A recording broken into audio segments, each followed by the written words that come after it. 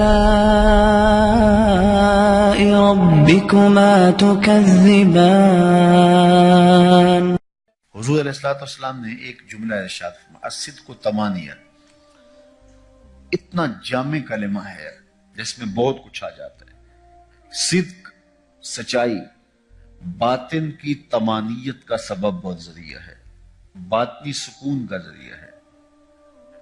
آگے فرمایا والکذب ریبہ، اور جو کذب ہے، جھوٹ ہے، وہ ریبہ، وہ تشکیک ہے، ابہام ہے، بے چینی ہے، اضطراب ہے، ٹینشن ہے، پریشانی ہے، اذیت ہے، ہر وقت کی بے قراری ہے۔ تو سچ طمانیت ہے، سکون قلب ہے، اطمینان باطن ہے، اندر کا قرار ہے، روح کا چین ہے، اور جھوٹ بے چینی ہے، اضطراب ہے، ٹینشن ہی ٹینشن ہے، پریشانی ہی پریشانی ہے، ایک اندیکھی تکلیف ہی تکلیف ہے۔ تو اس لیے ہمیں ریبہ، اس بے چینی سے بچنے کی کوشش کرنی چاہیے، اور طمانیت کا نور جو زندگی کا حقیقی اجالا ہے اس کو حاصل کرنے کے لیے ہمیں اپنی زبان کو ہمیشہ سچ سے ہی آشنا کرنا ہوگا۔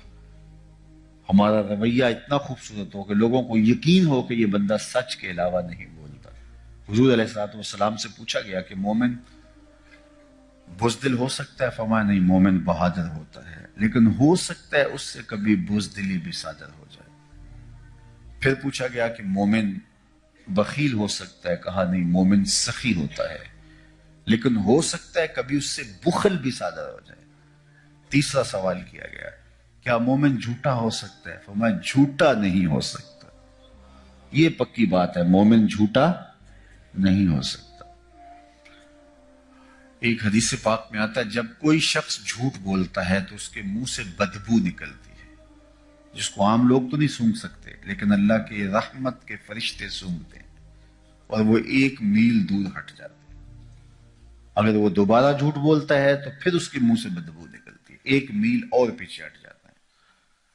اور ہم اگر جھوٹ بولتے رہیں تو رحمت کے فرشتے ہم سے پیچھے ہٹتے رہتے ہیں، ہٹتے رہتے ہیں، ہٹتے رہتے ہیں۔ پھر اندازہ کرو کہ فرشتے کہاں تک جا چکے ہیں اگر ہماری زندگی جھوٹ سے بھری ہوئی ہے۔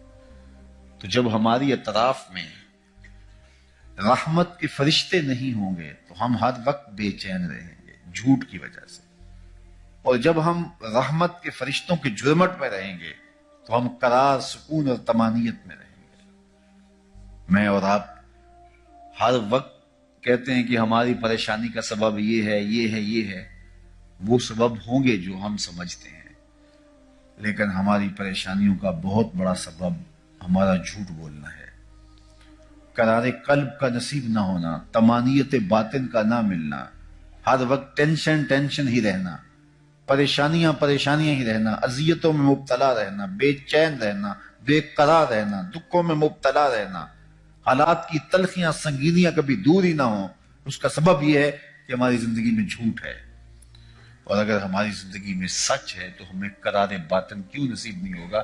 یہ میرے حضور نے کہا ہے، صدق تمانیہ، صدق طمانیت قلب کا سبب ہے، قرار جاں کا سبب ہے، باطن کے اجالے ہیں، اندر کی روشنی ہے، یہ تمہیں قرار دے گا۔ تو اس لیے ہمیں اپنی زندگی میں ہمیشہ سچ ہی بولنا چاہیے۔ فَبِأَيِّ آلَاءِ رَبِّكُمَا تُكَذِّبَانِ۔